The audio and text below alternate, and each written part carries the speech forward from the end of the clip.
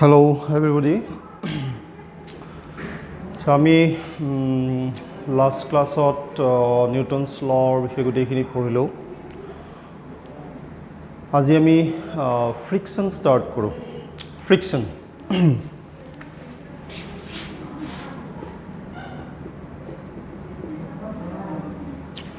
okay Now actually কি হয় Newton's law question কৰিবলৈ হলে আমি frictionৰ theory খিনি ডিসকাস কৰি লবই লাগে প্ৰথমে কাৰণ question বিলাক friction Newton's law mix কৰি আহে গতিকে frictionৰ question খিনি theory খিনি ডিসকাস কৰাৰ পিছত আমি আৰু question কেইটামান ডিসকাস কৰিম friction related Newton's law related Now friction কৰ পৰা আহে আৰু কেনেকৈ আহে প্ৰথম মই হেতু কথা কওঁ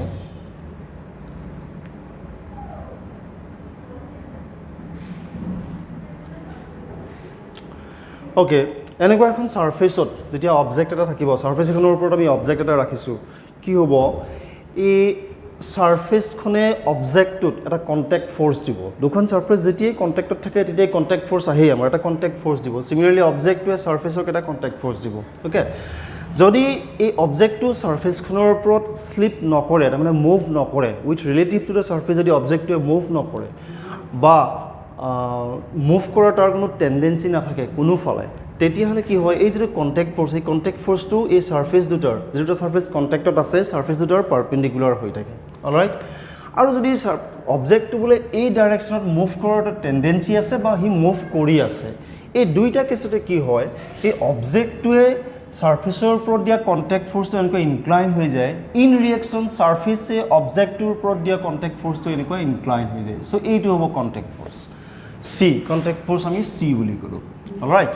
বস্তুটো ভালকে মন কৰিবা যেতিয়া তাৰ হি মুভ নকৰে বা মুভ কৰাৰ কোনো টেন্ডেন্সি নাথাকে তেতিয়া হলে কন্টাক্ট ফোৰ্সটো পাৰপেন্ডিকুলাৰ হৈ থাকে আৰু যদি মুভ কৰে বা মুভ কৰাৰ টেন্ডেন্সি থাকে তেতিয়া হলে কি হয় এই কন্টাক্ট ফোৰ্সটো সাৰফেসখনে অবজেক্টটোৰ ওপৰত দিয়া যে কন্টাক্ট ফোৰ্সটো এনেকৈ ইনক্লাইন হৈ যায় অলৰাইট এটা এই কন্টাক্ট ফোৰ্সটো আমি দুটা কম্পোনেন্ট পাম এটা পাম পাৰপেন্ডিকুলাৰ টু দ্য সাৰফেস আৰু এটা পাম প্যাৰালেল টু দ্য সাৰফেস ওকে আৰু এই যেটো পাৰপেন্ডিকুলাৰ টু সাৰফেস এইটো হ'ব আমাৰ নৰমাল ৰিএকশন ফোৰ্স n আৰু যেটো প্যাৰালেল কম্পোনেন্ট সাৰফেসৰ প্যাৰালেল যেটো কম্পোনেন্ট এইটো হ'ব আমাৰ ফ্ৰিকশন সো তেন্তে আমি কি গম পালো ফ্ৰিকশনটো কি হয় ফ্ৰিকশনটো কন্টাক্ট ফোৰ্সৰ এটা কম্পোনেন্ট হয় কন্টাক্ট ফোৰ্সৰ এটা কম্পোনেন্ট হয় সো এইটো হ'ল ফ্ৰিকশনটো অৰিজিন আমি গম পালো সো ফ্ৰিকশন কেতিয়া আহে যে যেতিয়া দুটা সাৰফেসত দুটা সাৰফেস ইটো হিটোৰ ওপৰত মুভ কৰিব বা মুভ কৰাৰ টেন্ডেন্সি থাকিব মুভ কৰাৰ টেন্ডেন্সি মানে অবজেক্ট আমি ইয়াত ৰাখিলো থৈ দিলে তো থাকিলে ফ্ৰিকশন নাথাকে কিন্তু আমি যেতিয়া তাক এনেকৈ ঠেলি দিলে হি মুভ কৰিবও পাৰে নকৰিবও পাৰে এক্সেলাৰেশন আমি ক্ৰিয়েট কৰিবও পাৰো নকৰিবও পাৰো সো মুভ ঠেলি আছো হেভি অবজেক্ট আমি ঠেলি আছো হি মুভ কৰা নাই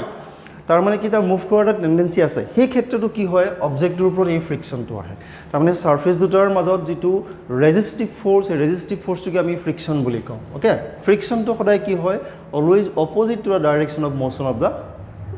সাবজেক্ট মানে এই সাৰফেস দুটাৰ মাজত যেটো ৰিলেটিভ মোশন হ'ব সেই ৰিলেটিভ মোশনটো ফ্ৰিকশনে সদায় অপোজ কৰে ওকে এনেকুৱা নহয় যে ফ্ৰিকশনে সদায় মোশনটো অপোজ কৰে আমি যদি কওঁ ফ্ৰিকশন অলৱেজ অপোজেস মোশন এটো ভুল কোৱা হ'ব সো আমি কি ক'ব লাগিব friction always opposes relative motion between the two surfaces এটা মই এক্সাম্পল দিও সাপোজ এইটো এই সাৰফেসৰ ওপৰত আমি অবজেক্ট ৰাখিলো এই অবজেক্টৰ ওপৰত আৰু এটা অবজেক্ট ৰাখিলো আমি সাপোজ এই অবজেক্টৰ ওপৰত এটা ফোৰ্স দি এফালে টানি আছো সো এই অবজেক্টৰ ওপৰত ফোৰ্স দি টানি আছো গতিকে অবজেক্টটো এফালে মুভ কৰিব আৰু ধৰি ললো এই অবজেক্টৰ লগে লগে এই অবজেক্টটো মুভ কৰিছে ওকে এটাৰ ওপৰত আনটা অবজেক্ট ৰাখি তলৰটো টানিলে ওপৰটো আহি থাকে লগে লগে হ'ব পাৰে যেনেকৈ সিচুৱেচন পসিবল হয় এতিয়া আমি যদি কোৱেশ্চন কৰে যে এই অবজেক্টটো কি কাৰণে মুভ কৰিছে যে এপ্লাইড ফোৰ্স এটা আছে তাৰ ওপৰত এই ফোৰ্সটোৰ কাৰণে মুভ কৰিছে কিন্তু এই অবজেক্টটোৰ ওপৰত আমি কোনো ফোৰ্স এপ্লাই কৰা নাই সো হি কিয় মুভ কৰিছে তাৰ মুভমেন্টৰ কাৰণ হ'ল এই অবজেক্টটোৰ সাৰফেসে এই অবজেক্টটোৰ ওপৰত এটা ফ্ৰিকশনাল ফোৰ্স দিছে এইটো ডাইৰেকশনত এই ফ্ৰিকশনৰ ফোৰ্সৰ কাৰণে এই অবজেক্টটো মুভ কৰিব বুজি পাইছে না কথাটো তাৰ মানে এই দুখন সাৰফেসৰ মাজত এইটো অবজেক্ট আৰু এইটো অবজেক্ট এই দুখন সাৰফেসৰ মাজত যেটো ৰিলেটিভ মোশন সেই মোশনটো অপোজ কৰিব ফ্ৰিকশনে যদি ৰিলেটিভ মোশন হয় দুটা অবজেক্টৰ মাজত তেতিয়া কি হ'ব এই অবজেক্টটো গুছি যাব এই অবজেক্টটো ঠাইতে ৰৈ যাব তাৰমানে সাৰফেস দুটাৰ মাজত এটা ৰিলেটিভ মোশন আহি যাব স্লিপ কৰিব স্লিপ নকৰিবৰ কাৰণে এই ফ্ৰিকশনটোৱে কি কৰে সেই স্লিপিংটো অপোজ কৰে আৰু সেই কাৰণে কি হয় এই অবজেক্টটো ইয়াৰ লগত মুভ কৰি আছে সো আমি ইয়াৰ পৰা এটা কথা গম পালো যে এই অবজেক্টটোৰ মোশনৰ কজটো হ'ল friction so' friction can also' be the cause of motion it is not always like that friction always opposes motion always নহয় বস্তুটো সদায় নহয় ফ্ৰিকশ্যন সদায় মোশন অপ'জ কৰে ঠিক কোনটো মোশন অপ'জ কৰে যে ছাৰ্ফেচ যিটো ছাৰ্ফেচ কণ্টেক্টত আছে সেই ছাৰ্ফেচ দুটাৰ মাজৰ ৰিলেটিভ মোশনটো সি সদায় অপ'জ কৰে অ'কে চ' আমি ক'ব লাগিব friction always opposes the relative motion between the two surfaces in contact okay now friction আমি কেইধৰণৰ পাওঁ বস্তুখিনি আমি সংক্ষেপে ক'ব লাগিব ফ্ৰিকশ্যন আমি কেইধৰণৰ পাওঁ ফ্ৰিকশ্যন আমি তিনি ধৰণৰ পাওঁ এটা কোৱা হ'ব কাইনেটিক ফ্ৰিকশ্যন আৰু এটা হ'ব ষ্টেটিক ফ্ৰিকশ্যন আৰু এটা হ'ব ৰোলিং ফ্ৰিকশ্যন এই ৰোলিং ফ্ৰিকশ্যনৰ ইন ডিটেইলছ আমাক বিশেষ নালাগে কিন্তু ষ্টেটিক আৰু কাইনেটিক দুটা আমাক লাগিব চ' প্ৰথমে আমি চাওঁ কাইনেটিক ফ্ৰিকশ্যনটো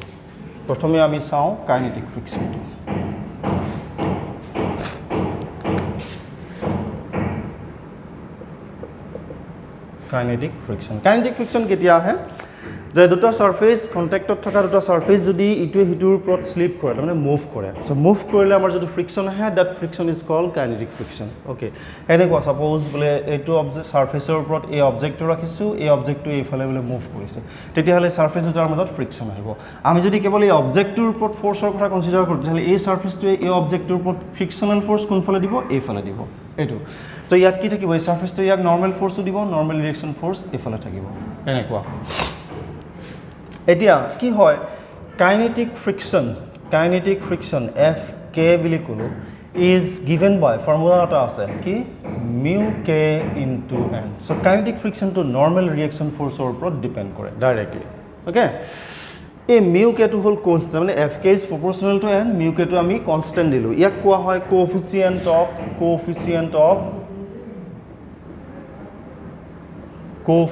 অফ কাইনেটিক ফ্ৰিকশ্যন বুলি কোৱা হয় কোএফিচিয়েণ্ট অফ কাইনেটিক ফ্ৰিকশ্যন এতিয়া মিউ কেটো কি ফেক্টৰৰ ওপৰত ডিপেণ্ড কৰে মিউ কেটো এই এফ কে আৰু এনৰ ওপৰত ডিপেণ্ড নকৰে ফ্ৰিকশ্যনেল ফ'ৰ্চ কিমান আছে নৰ্মেল ৰিয়েকশ্যন কিমান আছে তাৰ ওপৰত ডিপেণ্ড নকৰে সি ডিপেণ্ড কৰে ছাৰ্ফেচ দুটা মেটেৰিয়েল কি তাৰপিছত সিহঁতৰ স্মুথ নে ৰাফ ছাৰ্ফেচৰ নেচাৰৰ ওপৰত ডিপেণ্ড কৰে অ'কে নাও দুটা পেয়াৰ অফ মানে এটা পেয়াৰ অফ ছাৰ্ফেচৰ কাৰণে কি হয় মিউ কেৰ ভেলুটো fixed okay mu k value to fixed so then the kinetic friction or can be direct formula pao it is a constant for one pair of surfaces it is constant fk is equal to mu k into n etu whole kinetic friction okay ketia kinetic friction hai jetia surface jore etu hitor upor slip koribo move koribo tetia jodi friction hai that is called kinetic friction okay eibor ami jao static friction ole static friction ketia hai heitute manhe bhul kore static friction tut যে এনেকুৱা surface এটা আছে object এটা তাৰ ওপৰত ৰাখিছোঁ তাৰ ওপৰত আমি এটা ফ'ৰ্চ এপ্লাই কৰিছোঁ অবজেক্টটোৰ ওপৰত আমি এটা ফ'ৰ্চ এপ্লাই কৰিছোঁ এক্সটাৰ্নেল ফ'ৰ্চ এটা এপ্লাই কৰিছোঁ অ'কে অবজেক্টটো যদি হেভি হয় আমি যদি কম ফ'ৰ্চ এপ্লাই কৰোঁ সি মুভ নকৰিব হয়নে সি মুভ নকৰিব কিন্তু মুভ নকৰিলে কি হ'ব যিহেতু এইটো পাৰপেণ্ডিকুলাৰ ডাইৰেকশ্যনত তাৰ ফ'ৰ্চবিলাক বেলেঞ্চ হৈ আছে এইটো ডাইৰেকশ্যনত কোনো মোশ্যন নাই সেইটো ডাইৰেকশ্যনত বেলেঞ্চ হৈ আছে কিন্তু হৰাইজণ্টেল ডাইৰেকশ্যনত আমি যদি এটা এক্সট্ৰা ফ'ৰ্চ এপ্লাই কৰিছোঁ আৰু সি যিহেতু মুভ কৰা নাই গতিকে আমি ক'ব পাৰোঁ যে এই ফ'ৰ্চটোক বেলেঞ্চ কৰি আৰু এটা ফ'ৰ্চ আছে সেই ফ'ৰ্চটোৱে হ'ল ফ্ৰিকশ্যন এইখন ছাৰ্ফেচে ইয়াৰ ওপৰত যিটো ফ্ৰিকশ্যনেল ফ'ৰ্চ এইটো ডাইৰেকশ্যনত দিব সেই ফ্ৰিকশ্যন চ' ফ্ৰিকশ্যনটোৱে এই এক্সটাৰ্নেল ফ'ৰ্চটোক বেলেঞ্চ কৰি আছে এতিয়া কথা হ'ল আমি যদি এক্সটাৰ্নেল ফ'ৰ্চটো ইনক্ৰিজ কৰি দিওঁ তেতিয়া কি হ'ব এই যিটো ফ্ৰিকশ্যনেল ফ'ৰ্চ ষ্টেটিক ফ্ৰিকশ্যন বুলি আমি ক'ম যিহেতু মুভ কৰা নাই অথচ ফ্ৰিকশ্যন এটা আছে ডেট ইজ ষ্টেটিক ফ্ৰিকশ্যন এতিয়া এই ষ্টেটিক ফ্ৰিকশ্যন কি হয় চেল্ফ এডজাষ্টেবল মিনিংটো এনেকুৱা আমি যদি এক্সটাৰ্নেল ফ'ৰ্চটো ইনক্ৰিজ কৰি দিওঁ এই ষ্টেটিক ফ্ৰিকশ্যনেল ফ'ৰ্চটো ইনক্ৰিজ হৈ গৈ থাকে অ'কে ইনক্ৰিজ হৈ গৈ থাকে কিন্তু এটা সময় আহিব কি হ'ব যে ষ্টেটিক ফ্ৰিকশ্যনটো কনষ্টেণ্ট হৈ যাব ষ্টেটিক ফ্ৰিকশ্যনটো তাতকৈ আৰু ইনক্ৰিজ নহয় এটা মেক্সিমাম ভেলু আছে তাৰ তাতকৈ আৰু ইনক্ৰিজ নহয় তাতকৈ বেছি যদি আমি এক্সটাৰ্নেল ফ'ৰ্চ দি দিওঁ তেতিয়াহ'লে কি হ'ব অবজেক্টটো মুভ কৰিব আৰু মুভ কৰিলে ফ্ৰিকশ্যনটো কাইনেটিক ফ্ৰিকশ্যন হৈ যাব যেতিয়ালৈকে সি মুভ নকৰে তেতিয়ালৈকে ষ্টেটিক ফ্ৰিকশ্যন হৈ থাকিব এতিয়া এই মুভ কৰাৰ আগলৈকে যিটো ষ্টেটিক ফ্ৰিকশ্যন মানে মেক্সিমাম হোৱাৰ আগলৈকে যিটো ষ্টেটিক ফ্ৰিকশ্যন সেই ষ্টেটিক ফ্ৰিকশ্যনৰ কাৰণে কোনো নিৰ্দিষ্ট ফৰ্মুলা নাই কিন্তু মই যে ক'লোঁ যে ষ্টেটিক ফ্ৰিকশ্যনটো এটা মেক্সিমাম এটা ভেলু আছে তালৈকেহে সি ইনক্ৰিজ হ'ব পাৰে তাৰপিছত আৰু নোৱাৰে চ' সেই যিটো মেক্সিমাম ষ্টেটিক ফ্ৰিকশ্যনৰ কাৰণে এটা ফৰ্মুলা আছে আমি পঢ়ি আছোঁ ষ্টেটিক ফ্ৰিকশ্যন মেক্সিমাম ষ্টেটিক ফ্ৰিকশ্যনৰ কাৰণে এটা ফৰ্মুলা আছে এটোক আমি লিমিটিং ফ্ৰিকশ্যন বুলি কওঁ F লিমিটিং FL তাৰ ফৰ্মুলাটো হ'ল এনেকুৱা mu s * n ফৰ্মুলা একে ধৰণৰ খালি এই কনষ্টেন্টক আমি কম কোএফিচিয়েন্ট অফ ষ্টেটিক ফ্ৰিকশ্যন এই কনষ্টেন্টক এবাৰ আমি কি কম coefficient of static friction alright so মনত ৰাখিব লাগিব সদায় in general যেটো আমাৰ static friction that is less than equal to mu s into n এই mu s n to hall maximum static friction হয় গতিকে static friction to হয় তাৰ সমান হ'ব নহয় তাতকে সৰু হৈ থাকিব আৰু যদি maximum static friction হয় তেতিয়াহে আমি এটো ফৰ্মুলা ইউজ কৰিব পাৰো maximum static friction হলে ওকে তাতকে যদি maximumতকৈ যদি static friction to কম হৈ আছে আমি এটো ফৰ্মুলা ইউজ কৰিব নোৱাৰো আৰু হেতু static frictionৰ কাৰণে আমাৰ কোনো ফৰ্মুলা নাই তেতিয়া আমি এই ইকুৱেচন বনাই কৰিব লাগে Alright, so it whole static friction or kahani. Static friction ami enekwaake eta graph draw koribo paro je ami bole efale external force disu F external aru efale ami frictional force disu. তেতিয়া হলে কি হয় external force to increase কৰি গৈ থাকিলে ফ্ৰিকশনাল force two increase কৰি গৈ থাকিব এটা সময় আহিব কি হ'ব static friction static object move কৰা নাই স্ট্যাটিক ফ্ৰিকশন টু ম্যাক্সিমাম হ'ব তাৰ পিছত ই নামি আহিব তাৰ পিছত এনেকৈ কনস্ট্যান্ট হৈ যাব এই যেটো এইটো হল আমাৰ F লিমিটিং আৰু এইটো যেটো ভ্যালু এইটো হল আমাৰ F কাইনেটিক তাৰ মানে এই স্ট্যাটিক ফ্ৰিকশন টু ম্যাক্সিমাম হল নহয় ম্যাক্সিমাম হোৱাৰ পিছত স্ট্যাটিক ফ্ৰিকশন টু আৰু ইনক্ৰিজ নহয় সেই ম্যাক্সিমাম স্ট্যাটিক ফ্ৰিকশন টু আমি লিমিটিং ফ্ৰিকশন কম তাৰ পিছত কি হ'ব অবজেক্ট মুভ কৰিব তাতকে বেছি যদি আমি এক্সটাৰ্নাল ফোৰ্স টু ইনক্ৰিজ কৰি দিও তেতিয়া কি হ'ব অবজেক্ট মুভ কৰিব মুভ কৰাৰ লগে লগে ফ্ৰিকশন টু কাইনেটিক হৈ যাব and kinetic friction is less than that limiting friction kinetic friction টু অলপ তাতকে কম হয় তেনেকুৱা সো এনেকুৱা গ্ৰাফ এটা আমি পাওঁ এক্সটাৰ্নাল ফোৰ্স ভাৰ্সেস ফ্ৰিকশনাল ফোৰ্স এনেকুৱা অলৰাইট এটো হল স্ট্যাটিক ফ্ৰিকশনৰ কথা এতিয়া আৰু দুটামান কথা আছে ফ্ৰিকশনৰ থিওৰি বুলিবলৈ বৰ বিশেষ নাই অকণমান বস্তু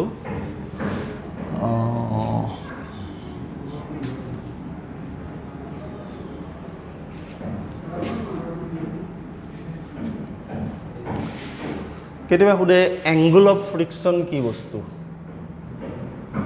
এংগল অফ ফ্ৰিকশন কাক কয়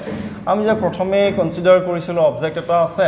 অবজেক্টটো এফালে মুভ কৰিছে বা মুভ কৰাৰ টেন্ডেন্সি আছে তাৰ কন্টাক্ট ফোৰ্সটো এনেকুৱা হৈ যায় c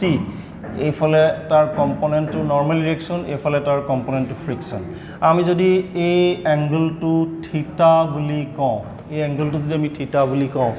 এই এংগলটোকে আমি এংগল অফ ফ্ৰিকশন বুলি কওঁ angle made by the contact force with the normal reaction force এইটোকে আমি এংগল অফ ফ্ৰিকশন বুলি কওঁ এতিয়া যেহেতু c এৰ দুটা কম্পোনেন্ট হয় n আৰু f গতিকে আমি লিখিব পাৰো n is equal to আহিব c cos theta component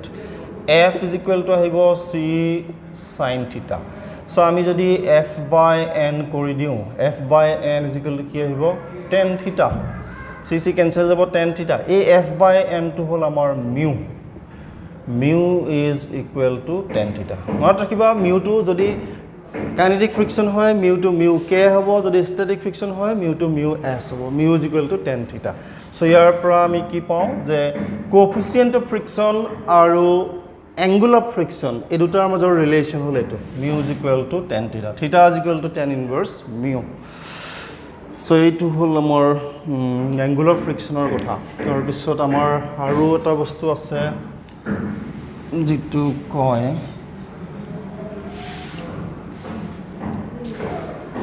angle of repose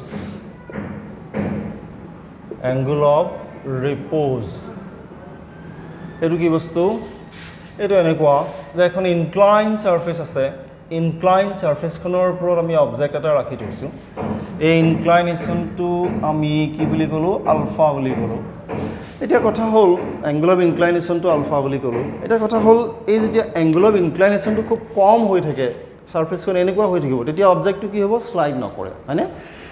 slide নকৰে আমি যদি ইনক্লাইনেশনটো অকনমান এনেকে বঢ়াই গৈ থাকো কি হ'ব অবজেক্টটো লাহে লাহে স্লাইড কৰাৰ টেন্ডেন্সি বাঢ়ি গৈ থাকিব হয় না এটা সময় আহিব যে এটা সার্টেন অ্যাঙ্গল হোৱাৰ লগে লগে কি হ'ব অবজেক্টটো স্লাইড কৰিব ডেফিনেটলি তৰলৈ স্লাইড কৰিব এতিয়া এই maximum angle of inclination for which the object does not slide is called angle of repose সো আমি ধৰিলোঁ এইটোৱে সিচুৱেশ্যন এই এংগল যেতিয়া আলফা হৈ আছে এই সিচুৱেশ্যনতে কি হৈছে এই এংগল অফ ইনক্লাইনেশ্যনটো ম্যাক্সিমাম যাতে এইটোৱে মুভ কৰা নাই স্লাইড কৰা তাৰমানে এংগলটো ইয়াতকে অকণমান ইনক্ৰিজ কৰি দিয়া লগে লগে এই স্লাইড কৰিবলৈ আৰম্ভ কৰিব ওকে স্লাইড কৰিব so this is the angle of repose মনত ৰবনে কথাটো ভালকৈ মন কৰিবা maximum angle of inclination for which the object does not slide is called angle of repose so angle of ৰিপ'জটো উলিয়াবৰ কাৰণে আমি কি কৰিম সো ইয়াতে আমি যদি ফ'ৰ্চবিলাক কনচিডাৰ কৰোঁ এইফালে থাকিব আমাৰ mg এইফালে থাকিব আমাৰ ফ্ৰিকশ্যন আৰু এইফালে থাকিব আমাৰ নৰ্মেল ৰিয়েকশ্যন অলৰাইট এতিয়া যেহেতু আমি ম্যাক্সিমাম এংগল অফ ইনক্লাইনেশ্যনৰ কথা কৈছোঁ তাতকৈ ইনক্লাইনেশ্যনটো অকণমান বেছি হ'লে কি হ'ব অবজেক্টটো মুভ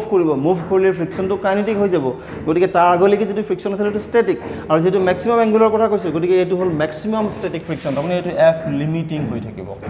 ম্যাক্সিমাম ষ্টেটিক ফ্ৰিকশ্যনৰ কথা কৈ আছোঁ mgটোক যদি আমি ৰিজল্ভ কৰোঁ এইটো হ'ব আলফা এইটো হ'ব mg cos আলফা এইটো হ'ব mg sin alpha sin alpha okay আমি যদি ফ'ৰ্চবিলাক যেটো অবজেক্টৰ ৰেষ্টত আছে ফ'ৰ্চবিলাক যদি আমি চাওঁ আমি লিখিব পাৰোঁ এনেকুৱা fl is equal to mg sin ULFA থিটা লিখি আছো sin আলফা আৰু n is equal to mg cos alpha আমি যদি ডিভাইড কৰি দিও fl by n is equal to tan alpha এই fl by n to হল আমাৰ mu s is equal to tan alpha so angle of repose আৰু coefficient of static friction ৰ মাজত relation এইটো so ইয়াৰ পৰা আমি কি দেখিলো যে আগৰটো আছিল mu is equal to tan theta ইয়াটো আহিল mu is equal to tan alpha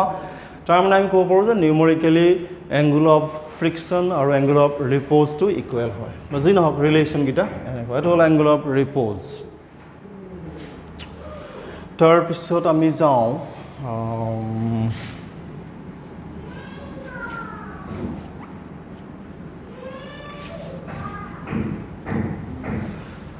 এবাৰ আমি যাওঁ